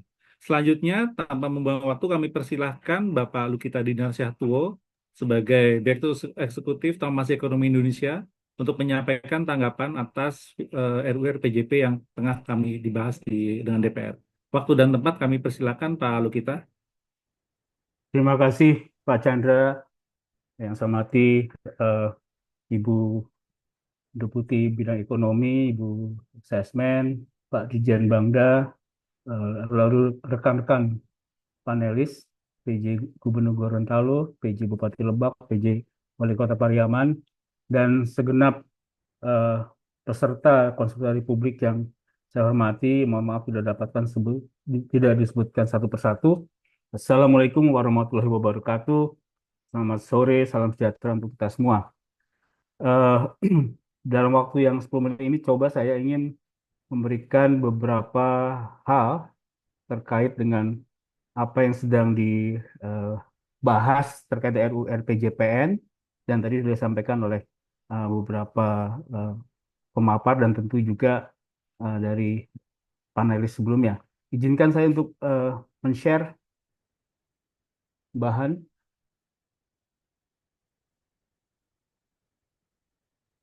Ya, pertama adalah terkait dengan urgensi daripada RPJPN ini. Saya kira sudah banyak, tapi saya ingin menekankan lagi bahwa tantangan utama masa depan Indonesia menuju Indonesia Emas 2045 semakin berat. Kita lihat secara domestik, general bonus demografi menyempit hingga tahun 2036-37. Suri ekonomi kita lihat infrastruktur manufaktur mengalami deindustrialisasi dini, kemudian kualitas SDM kita ketahui tingkat partisipasi pendidikan tinggi masih rendah dan juga kalau nilai PISA kita juga masih terbatas, kapasitas research and development juga demikian masih rendah, supremasi hukum belum optimal, kita juga melihat kesenjangan tinggi antar kelompok dan wilayah, kemudian integritas lembaga-lembaga negara masih lemah, dan juga daya dukung dan daya tampung sumber daya alam yang menurun. Dari sisi global kita melihat bahwa usia penduduk menua, geopolitik semakin rawan. Kita melihat bagaimana sekarang memanasnya situasi di berbagai kawasan dunia. Geoekonomi bergeser ke Asia, yang tadinya di Eropa, Amerika bergeser ke Asia, lalu meningkatnya persaingan proteksionisme yang menguat. Kita juga melihat dengan AI, robotik, terjadi disrupsi teknologi yang meningkat, di mana peran-peran manusia mulai tergantikan, dan yang terakhir tekanan triple crisis, planet crisis yang terkait dengan perubahan iklim, lingkungan, dan juga masalah keanekaragaman hayati spesiesnya yang menurun. Nah, dengan sasaran yang kita ketahui tadi dari paparan sebelumnya, Indonesia Emas 2045, maka kita melihat bahwa sasaran yang ingin kita capai lebih ambisius. Kita ingin mencapai GNI per kapita yang 5-6 kali dari posisi sekarang.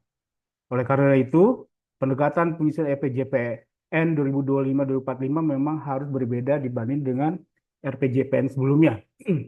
Nah, kalau kita lihat lagi kemudian, Indonesia sebagai negara kepulauan itu mempunyai tantangan yang berbeda dibanding dengan negara yang kontinen. Ya, kita lihat laut yang seharusnya adalah mengintegrasikan kita saat ini masih memisahkan, sehingga terjadilah kesenjangan-kesenjangan yang cukup tinggi antar wilayah, di mana pemerataan kualitas pendidikan dan pelayanan kesehatan tidak mudah dilakukan dengan situasi yang seperti sekarang dengan konektivitas nasional masih terbatas. Demikian pula integrasi ekonomi nasional tidak mudah, memerlukan biaya yang tinggi.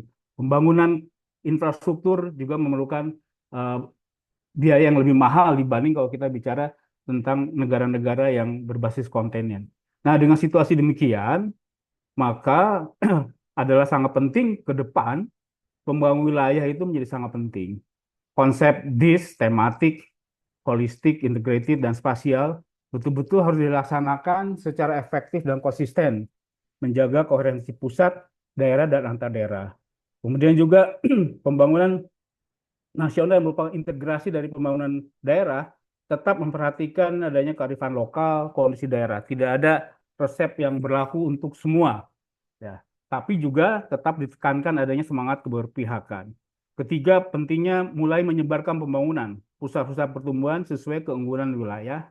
Dan terakhir adalah kita memiliki laut yang luas, tapi pembangunan sektor maritim mungkin saat ini belum menjadi sumber pertumbuhan. Nah, harus kita dorong lebih lanjut sebagai sumber pertumbuhan masa depan.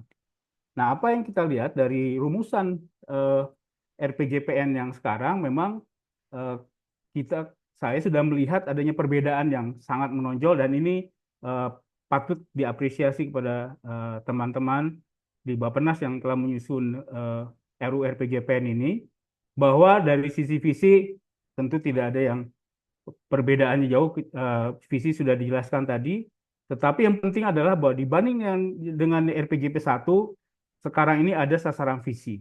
Jadi ada angka kuantitatif sasaran yang jelas yang ingin diacu. Yang kedua, terkait dengan misi, 8 misi di masa lalu ada bicara tentang agenda pembangunan di bidang-bidang, sekarang kita punya 8 misi pembangunan yang lebih terkait dengan isu-isu. Kemudian yang berikutnya adalah bahwa di dalam rumusan yang terdapat di lampiran, itu betul-betul terlihat upaya-upaya yang transformatif. Ya. Upaya-upaya yang menjadi prioritas dalam rangka mencapai Indonesia Emas. Kemudian yang berikut adalah kewajiban untuk melakukan keselarasan priorisasi antar perencanaan pembangunan nasional dan daerah. Jadi dulu periodenya berbeda-beda, sekarang ini kebetulan dengan pilkada serentak ini bisa diseragamkan. Dan yang tadi sudah banyak dibahas oleh para panelis lainnya adalah terkait dengan upaya untuk menyelaraskan RPJP di provinsi, pemerintah pusat, dan juga tentu dengan nanti kabupaten kota, di mana pemerintah pusat melakukan fasilitasi. Ini memang sangat penting karena kita tahu bahwa terdapat perbedaan-perbedaan kapasitas, dan juga meskipun ada pemahaman yang sama, tetapi juga kita lihat untuk menguraikan indikator-indikator yang ada sekarang di RPJPN ini juga tidak mudah. Jadi betul-betul harus ada upaya koordinasi asistensi yang dilakukan oleh pemerintah kepada rekan-rekan di daerah. Nah, memang sekali lagi bahwa pendaratan program-program nasional pada akhirnya adalah ada di daerah, di wilayah. Sehingga ini betul-betul bahwa upaya yang dilakukan daerah itu secara agregasi akan merucut kepada tercapainya pembangunan nasional. Oleh karena itu adalah wajib RPJPD ini memang selaras dengan RJPN, dan yang paling penting juga adalah adanya sasaran-sasaran jelas, ukuran-ukuran untuk menilai kinerja pembangunan di tingkat pusat, daerah, dari waktu ke waktu dalam rangka pencapaian Indonesia Emas ini. Dan ini semua saya kira sudah tertuang di dalam RPJPN 2025-2045 RU yang sedang dibahas. Nah, sebagai gambaran yang juga sangat penting dalam RPJPN ini, bagaimana dokumen ini disusun dengan kerangka pikir yang jelas dan bagaimana adanya keterkaitan antar satu dengan lainnya. Kalau saya berikan contoh di sini, bahwa kerangka pikir RPJPN yang tadi sudah dijelaskan sebelumnya imperatif, yaitu memaksa dengan memberikan indikator-indikator kuantitatif, lalu bersifat transformatif, lalu juga kolaboratif, jadi tidak bisa dilakukan oleh hanya satu sektor, tetapi juga harus lintas sektor dan juga lintas daerah. Bisa kita lihat contoh di sini. Dalam kasus transformasi ekonomi misalnya, dalam rangka hilirisasi SDA yang di tengah, itu memerlukan dukungan transformasi sosial. Bagaimana peningkatan lulusan vokasi dan STEM yang berkualitas itu dibangun. Lalu bagaimana tingkat kesehatan dan gizi sumber daya manusia yang baik itu juga dibangun. Lalu bagaimana perlindungan sosial untuk tenaga kerja. Nah, kemudian inti sebagai penggerak adalah penciptaan produk hilirisasi yang memang memerlukan suatu dukungan dari riset dan inovasi sehingga tercapai produktivitas dan mempunyai daya saing. Nah, ini pun juga tidak bisa jalan kalau tidak ada di misi ketiga transformasi tata kelola. Bagaimana tadi sudah disebutkan pentingnya menyederhanakan regulasi yang mendukung iklim usaha. Bagaimana adanya optimalisasi platform pelayanan publik yang dapat diakses dengan mudah. Nah, ini juga memerlukan satu digitalisasi maupun reformasi di dalam pelayanan birokrasi. Nah, ini semua memerlukan tadi dukungan landasan transformasi di misi keempat dan misi kelima. Yaitu di misi keempat kita bicara supremasi hukum, stabilitas politik, sementara di misi kelima kita membutuhkan adanya, di misi keempat ada juga stabilitas ekonomi makro, sementara di misi kelima kita membutuhkan adanya dukungan pengelolaan lingkungan untuk menjamin kesinambungan pembangunan. Nah, ini semua dilakukan di wilayah-wilayah. Masuklah kepada misi 6, yaitu pembangunan wilayah, berupa peningkatan nilai tambah dan kompleksitas industri dan hilirisasi industri, misalnya contoh di Sulawesi. Dan kita berharapan akan muncul lagi pusat-pusat pertumbuhan baru di berbagai wilayah lainnya. Terakhir, tentunya ini semua akan memerlukan satu dukungan infrastruktur, listrik, dan konektivitas lainnya sehingga industri-industri tersebut dapat terintegrasi satu dan lainnya membentuk satu integrasi ekonomi domestik yang kuat. Nah, pada akhirnya rencana pembangunan 20 tahun ini harus dilakukan secara kesinambungan dari 5 tahun pertama, kedua, ketiga, dan keempat yang membutuhkan kolaborasi pemangku kepentingan dan juga dukungan pembiayaan. Nah, ini semua tergambarkan di dalam RPJPN kita. Jadi sekali lagi kami sangat mengapresiasi kerangka berpikir RPJM yang jelas-jelas menunjukkan satu upaya untuk mewujudkan Indonesia Emas tahun 2045 sebagaimana yang kita harapkan untuk menjadikan Indonesia menjadi negara yang maju, berdaulat, maju, dan berkelanjutan. Demikian Pak Chandra, saya kira waktunya sudah habis 10 menit, tetapi sekali lagi terima kasih. Mudah-mudahan pembahasan RUU RPJPN dengan DPR bisa berlangsung dengan cepat dan sehingga RPJPN menjadi undang-undang bisa menjadi acuan semua pihak komponen bangsa untuk bersama-sama mewujudkan Indonesia Emas. Terima kasih. Wabillahi taufiq wal hidayah. Wassalamualaikum warahmatullahi wabarakatuh. Waalaikumsalam warahmatullahi wabarakatuh. Terima kasih Pak Lugita. Amin Pak. Kami juga berharap moga-moga pembahasan RUU RPJP ini segera bisa diselesaikan dan segera bisa jadi acuan. Terutama ini sebentar lagi kita akan menghadapi pilkada dan lain-lain di mana ini akan menjadi acuan dari visi misi peserta paslon peserta pilkada tersebut. Terima kasih atas para panelis atas informasi yang sangat bermanfaat ya. Dan selanjutnya kami persilakan sesi berdiskusi. Kami persilakan Bapak Ibu sekalian ini menggunakan fitur apa namanya chat yang ada di ini apabila ingin menjawab pertanyaan dan mungkin ditujukan kepada siapa. Silakan, kami persilakan.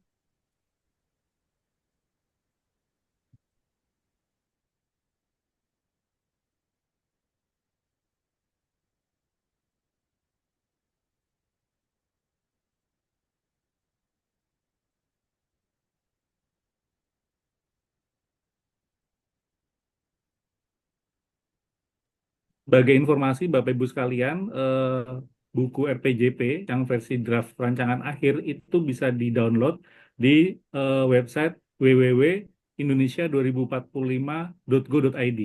Di situ sudah ada bukunya dan silakan dipelajari apabila ingin memahami isi dari rencana pembangunan jangka panjang.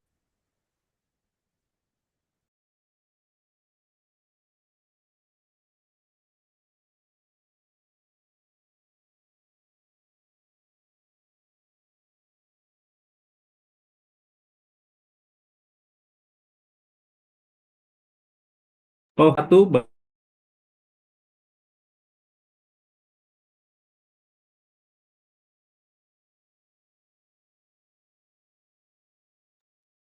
Ibu sekalian, ini ada pertanyaan satu ya.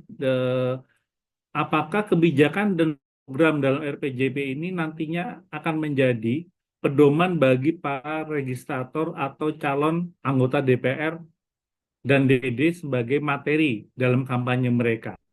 Mungkin ini bisa dijawab. Mungkin ini karena ini umum ya. Kami persilakan mungkin dari Pak Robe sendiri, Pak Robe deh, mungkin deh. Silakan Pak Robe. Ya, terima kasih banyak. Jawabannya pasti ya, absolut. Calon, bahkan calon presiden, calon anggota DPR, calon anggota DPD, calon kepala daerah tentu wajib mencurahkan energinya menarik konstituen berdasarkan visi misi yang ada di RPJPN, termasuk arah tujuan dan indikator. Itu wajib. Singkat aja Pak, tidak perlu panjang-panjang jawabannya. Ya Pak, terima kasih Pak Robe, PJ Wali Kota. Jadi saya pikir memang benar itunya akan menjadi acuan bagi para legislator. Selanjutnya ada lagi?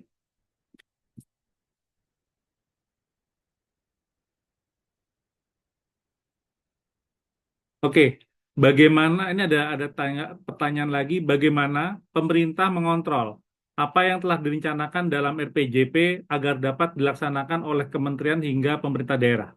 Kami persilakan. Mungkin ini kepada Pak Lukita ya. Ya, baik, terima kasih Pak Chandra. Jadi kita ketahui dalam sistem perencanaan pembangunan nasional kita, dari RPJP, kemudian ke RPJMN, kemudian dari RPJMN dengan RKP, dan kemudian akhirnya menjadi APBN. Dan kita tahu bahwa pada saat kita ke RPJMN, itu juga kita tetap harus memperhatikan visi misi daripada presiden terpilih, misalnya seperti yang sekarang adalah Asta Cita. Nah, dalam konteks itu tentu yang disebut Asta Cita ini adalah memberikan penekanan terhadap apa-apa dalam jangka 20 tahun yang ditekankan untuk 5 tahun pertama ini. Misalnya Pak Prabowo jelas-jelas mengatakan bahwa beliau ingin memberikan makanan yang bergizi secara gratis untuk anak-anak sekolah. Nah, itu adalah salah satu bagian daripada upaya pembangunan kesehatan, peningkatan gizi, ya, untuk meningkatkan juga kapasitas SDM Indonesia. Nah, itu kemudian tentu kita akan melihat, artinya di dalam konteks berikutnya ini akan dijabarkan lebih lanjut tadi di dalam perencanaan pelaksanaan RKP dan juga dalam pelaksanaan di APBN-nya. Jadi ini memang tentunya tugas Bappenas dan nanti kalau di daerah Bapeda mengawal apa-apa yang sudah ada di RPJPN ini tetap berlangsung dalam konteks 5 tahunan, dalam konteks tahunan, sehingga kemudian dieksekusi di dalam pelaksanaan program-program pemerintah.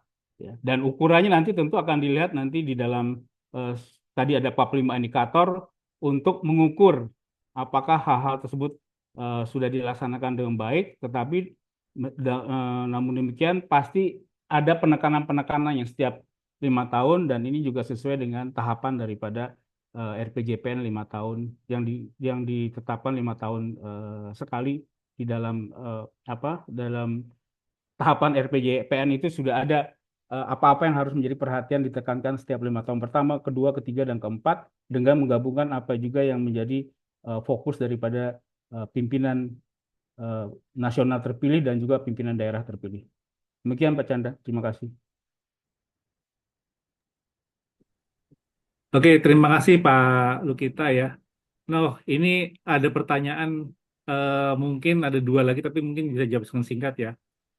Dari Universitas Sultan Ageng Tirtayasa Banten, bagaimana cara menurunkan RPJP yang tersusun ke dalam program-program di kampus sehingga bisa menjadi sebenarnya gerak terus ya, sehingga bisa menjadi base laporan dalam SDG Center dalam kampus ini.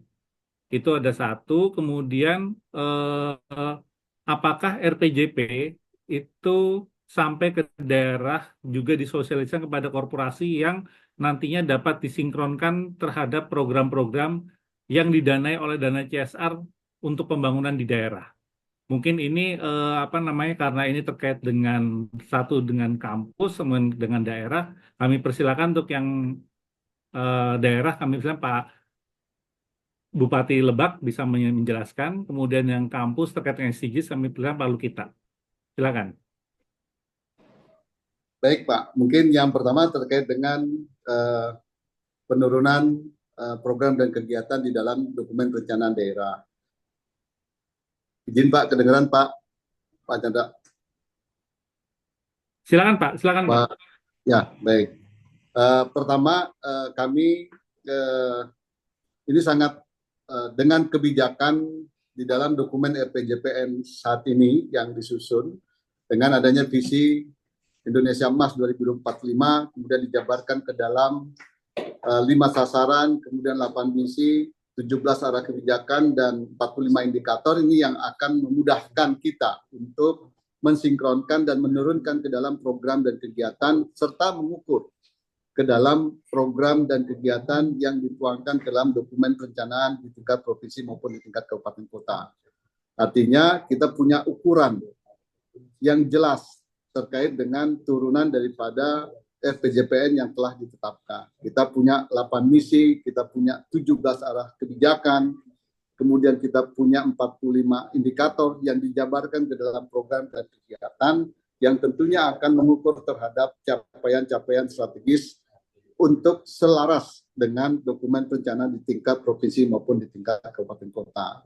Nah, mungkin itu yang dapat saya sampaikan Pak, artinya dengan dijabarkan dengan mengerucut sampai dengan ke 45 indikator, pemerintah daerah akan lebih konkret menjawab dan memberikan kontribusi terhadap capaian untuk di tingkat nasional, baik di dalam penyusunan program maupun kegiatan. Terima kasih Pak. Pak Chandra. Pak Chandra. Terima kasih Pak Bupati atas penjelasannya. Nah, kemudian kami izin Pak, ini ada beberapa, ada 2 lah, kami buka 2 lagi ya, izin ya. Pertama terkait dengan transisi dalam legislatif dan sinkronisasinya dalam keanggotaan yang baru ini dari DPRD Provinsi DKI Jakarta. Bagaimana pembahasan RPJP di dalam masa transisi dalam legislatif dan sinkronisasi dalam keanggotaan baru. Dan ini hampir sama juga untuk terkait dengan dari adkasi, bagaimana memasukkan dasar hukum daerah kabupaten apabila RPJPN dan RPJPD provinsi belum selesai, tetapi RPJP daerah telah menyelesaikan RPJPD dengan pedoman rancangan akhir RPJPN dan RPJP daerah provinsi. Mungkin yang nomor 2 ini terkait dengan dasar hukum kami persilakan Pak Robe. Kemudian untuk yang pembahasan di dalam masa transisi ini kami tawarkan untuk Pak Lukita atau Pak Bupati. Kami persilakan. Ya, yang terhormat penanya, dan juga Bapak Ibu semua. Saat kita menyadari proses pembentukan peraturan perundang-undangan dengan 6 tahapan atau 6 siklus, maka tahap demi tahap dinamikanya pasti ada. Dan dinamika untuk harus selaras jalan dengan RPJPN, kita menyadari juga saat ini masih berlaku RPJPN 2005-2025, masih berlaku. Tidak boleh kita mengatakan tidak berlaku. Sampai Desember 2024 masih berlaku. Dan daerah yang sudah menyelesaikan RPJPD tentu juga tidak bisa kita salahkan kemudian mendasarkan pada RPJPN yang 2005-2025. Nah, pertanyaan hukumnya, bagaimana jika RPJPD itu bertentangan dengan RPJPN 2025-2045? Kan itu yang akan jadi persoalan. Tentu jalan keluarnya, Bapak Ibu, karena kita negara hukum, begitu undang-undang RPJPN yang baru, yang 2025-2045 sudah diundangkan, dan itu berlaku fiksi hukum, siapapun itu, nggak baca pun wajib taat, tidak ngerti pun wajib menaati itu. Pihak kampus juga nggak ada cerita, kemudian tidak menaati itu. Siapapun lah, yang nggak bisa baca pun tidak boleh mengatakan tidak tahu juga, karena fiksi hukum sudah berlaku saat diundangkan sebuah peraturan perundang-undangan. Nah, dalam pembentukan peraturan perundang-undangan, kita juga ada tahapan pada posisi pemantauan peninjauan satu siklus yang Undang-Undang 15 2019 yang dikenakan itu. Tentu gunanya lah untuk evaluasi, untuk review. Bolehkah Perda RPJPD itu akan diubah? Bapak Ibu yang terhormat, tentu kita harus sama pemahaman kita, persepsi kita. Peraturan perundang-undangan bukan kitab suci. Peraturan perundang-undangan buatan manusia. Dan pasal 1 ayat 3 Undang-Undang Dasar Negara Republik Indonesia tahun 1945 sudah menegaskan negara Indonesia adalah negara hukum. Sehingga jika betul dan terbukti Perda RPJPD yang sudah ditetapkan oleh daerah bertentangan dengan Undang-Undang RPJPN tahun 2025-2045, yang kita harapkan memohon kepada Tuhan Yang Maha Kuasa segera RUU ini menjadi undang-undang, dan jika betul terbukti RPJPD-nya bertentangan, maka dasar hukumnya, solusi hukumnya memang harus kita ubah Perda RPJPD. Saya dalam posisi tidak akan membenarkan Perda RPJPD yang sudah terbit duluan dari Undang-Undang RPJPN 2025-2045 kemudian tetap akan diberlakukan terus sampai 2045 Perda RPJPD-nya dengan dasar mengatakan kami duluan, RPJPN belakangan. Kita negara hukum dan kita masih negara kesatuan Republik Indonesia. Kita masih merah putih. Itu jawaban saya, Pak Dir, Bapak Ibu semua. Dan bagi kesimpulannya, bagi daerah yang telah mendahului RPJPN, jika tidak bertentangan, nggak ada masalah. Tidak perlu juga hanya pada teknik penyusunan dasar hukum, kemudian tidak ada undang-undang nomor yang baru, RPJPN yang baru, tidak ada, itu bukan substansial, nggak ada masalah. Tapi kalau substansinya Perda RPJPD yang mendahului Undang-Undang RPJPN 2025-2045, kalau kemudian terbukti itu bertentangan dengan Undang-Undang RPJPN 2025-2045, maka perdanya wajib diubah, diganti. Demikian, Pak. Kalau saya tegas saja, Pak Dir tidak membenarkan pakai istilah duluan perda daripada RPJPN. Silakan saja duluan saat ini, tapi begitu keluar Undang-Undang RPJPN yang baru, maka semua daerah wajib menyesuaikan, wajib merubah, menyesuaikan dengan RPJPN yang baru. Terima kasih Pak PJ Wali Kota. Ini kalau dari Pak PJ Wali Kota, karena beliau juga salah satu direktur yang menangani hukum di Indonesia, saya pikir ini valid ya pernyataan ini ya. Jadi silakan terus saja selama tidak ada pertentangan dengan RPJP nasional. Oke, selanjutnya Pak Lukita ingin menambahkan, Pak Lukita?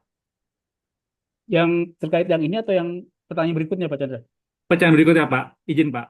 Yang pertanyaan berikutnya, yang mengenai maaf, karena IUP yang mana akan menjadi indikator wajib sampai dengan ini. Atau enggak, dan satu lagi yang terkait dengan mengacu program strategisnya gitu loh, Pak. Yang dari Pak Didi PKB, Pak. Silakan, Pak. Iya. Ini karena di chat saya nggak bisa terlihat, nggak terbaca, jadi mohon maaf. Maaf Pak, maaf Pak. Kami bacakan lagi Pak. Ya, boleh, kalau boleh. Jadi para capres, tadi kan sudah disampaikan kalau yang terkait dengan dasar hukum sudah disampaikan oleh Pak Sudah. Roberia. Ya. Nah, kemudian ada pertanyaan, para capres, cawapres berarti masih mengacu pada RPJP 2005-2025, sehingga program Satgas harus menyesuaikan dengan RPJP yang masih disusun. Itu yang satu, Pak. Kemudian yang ada usulan untuk IUP, indikator utama pembangunan, barangkali ditentukan mana yang menjadi wajib sampai kabupaten kota, mana yang cukup sampai provinsi. Mungkin dua itu aja, Bapak Ibu sekalian ya, karena waktu yang sudah mepet ini. Silakan Pak Lukita. Ya, setahu saya Pak Chandra pada saat capres itu yang kemarin yang sekarang baru terpilih itu sudah dipaparkan oleh Bappenas rancangan undang-undang RPJPN di KPU, sehingga mereka pada dasarnya mendasarkan itu kepada rancangan undang-undang yang ada. Nah, saya kira sejalan dengan tadi sampaikan Pak Roberia bahwa sepanjang apa yang sudah disampaikan dan kemudian tertuang dalam visi misinya itu masih sejalan, ya tentu pada saat kita menerjemahkan nanti di RPJMN itu masih bisa kita berlakukan. Dan apa yang disampaikan oleh Capres dan Wapres tadi adalah berdasarkan sebetulnya rencana 2025 sampai rencana 2029. Artinya itu masih inline dengan jangka waktu yang memang tadi sudah disebutkan untuk RPJP yang ke depan 2025-2029, 2025-2045, dan sudah dipaparkan oleh Bappenas sebelumnya di KPU mengenai apa sebetulnya yang dituangkan di dalam RUU dan juga dituangkan di dalam narasinya. Tentunya sepanjang tadi tidak bertentangan seperti Pak Roberia sampaikan, ya itu tetap bisa akhirnya nanti dilaksanakan dan dijabarkan oleh pemerintah nantinya dalam RPJMN sebagai rancangan yang sejalan dengan RPJP yang nanti kita harapkan akan segera diselesaikan pada tahun ini juga segera. Kemudian yang terkait dengan indikator utama, yang saya ketahui juga bahwa dari SEB yang memang sudah dituangkan dalam 45 indikator utama itu sudah dituangkan di dalam RPJPD provinsi, itu kita harapkan semuanya dituangkan 45 indikator utama tersebut dan disesuaikan sebetulnya nantinya beberapa hal sesuai dengan karakteristik daerah. Jadi ada hal-hal mungkin indikator utama yang memang tidak ada atau tidak relevan ataupun tidak ada di daerah, maka kemudian diberikan keleluasan untuk menyesuaikan indikator-indikator tersebut sebagaimana halnya karakteristik daerah. Itu yang tingkat provinsi. Kemudian tingkat kabupaten kota itu saya kira berdasarkan SIB-nya diberikan keleluasaan juga kepada provinsi untuk mengkoordinasikan penyusunan RPJPD kabupaten kota dengan tetap mengacu ke RPJPN, sehingga kelonggaran lebih jauh diberikan juga dalam konteks mana-mana indikator utama yang sekiranya memang tidak relevan atau belum tersedia. Misalnya kalau tidak relevan, contohnya ada satu kabupaten kota yang tidak ada lautnya, sementara di dalam RPJPN ada indikator utama yang terkait dengan hal-hal terkait dengan kelautan misalnya. Nah, itu bisa disesuaikan dengan situasi kondisi yang ada di daerah masing-masing. Jadi untuk yang provinsi mengacu pada RPJPN dengan penyesuaian sebagaimana di SEB, sementara untuk kabupaten kota diharapkan provinsi yang melakukan koordinasi, tapi juga tentunya harus mempertimbangkan situasi di masing-masing kabupaten kota terkait. Keleluasan itu diberikan di dalam rancangan RPJPN yang selanjutnya sudah dituangkan di dalam SEB. Terima kasih Pak Chandra. Terima kasih Pak Lukita. Tadi dengan respon Pak Lukita terakhir, tampaknya memang kita harus mengakhiri sesi diskusi ini. Jadi mungkin izin saya menyampaikan sedikit kesimpulan bahwa satu, RPJP saat ini tengah dalam pembahasan dengan tim DPR. Dan begitu nanti sudah diundangkan, ini akan menjadi acuan bagi seluruh dokumen perencanaan lainnya. Dua, yang terkait dengan indikator-indikator yang ada di dalam RPJP, ini tentu saja dapat disesuaikan dengan apa namanya karakteristik daerahnya. Terutama misalkan di provinsi, bagaimana provinsi tersebut karakteristiknya yang sesuai dengan acuan yang ada di dalam surat edaran bersama Menteri Bappenas dan Menteri Dalam Negeri. Karena memang dalam hal ini tidak berarti dengan adanya RPJP menjadi diselaraskan dengan RPJPN itu menjadi sentralisasi, bukan, tetapi adalah kita tetap mengutamakan adalah bagaimana daerah itu paham terkait dengan karakteristik daerahnya, namun dalam bingkai NKRI. Kemudian yang ketiga terkait dengan indikator-indikator, memang ada beberapa yang sudah diproksi Bapak Ibu sekalian. Jadi mana yang bisa dilakukan oleh level pusat, mana yang bisa dilakukan sampai level provinsi. Nah, untuk kabupaten kota ini memang kami menyerahkan kepada provinsi di mana provinsi ini yang lebih mengerti dan lebih paham terkait dengan kabupaten kotanya di situ. Jadi itu gambarannya RPJP. Kami dalam hal ini selaku moderator mohon maaf apabila ada yang kurang berkenan dalam memandu acara ini, dan kami yakin bahwa ini tidak bisa memuaskan semuanya Bapak Ibu sekalian ya, karena kalau kita lihat di dalam forum ini sudah 360-an ini pesertanya. Ini saya pikir luar biasa, dan ini kalau kita adakan secara luring ini pasti akan dalam satu acara yang sangat besar. Nah, kemudian kami selaku moderator mengucapkan terima kasih atas panelis, yaitu PJ Wali Kota Pariaman, Bapak Roberia. Kemudian di sini juga ada PJ Bupati Lebak, Bapak Iwan Kurniawan, dan satu lagi Bapak Lukita Dunia Satwa selaku Sekretariat dari Tamas Ekonomi Indonesia. Dan juga Bapak PJ Gubernur, Bapak Rudi Salahuddin, yang sudah memberikan arahan terkait dengan provinsi seperti apa. Itu aja dari kami. Mohon maaf apabila berkenan. Bila taufiq wal hidayah. Wassalamualaikum warahmatullahi wabarakatuh. Waalaikumsalam. Waktu saya Waalaikumsalam kembalikan warahmatullahi kepada wabarakatuh. moderator. MC, maaf. Terima kasih Pak Chandra.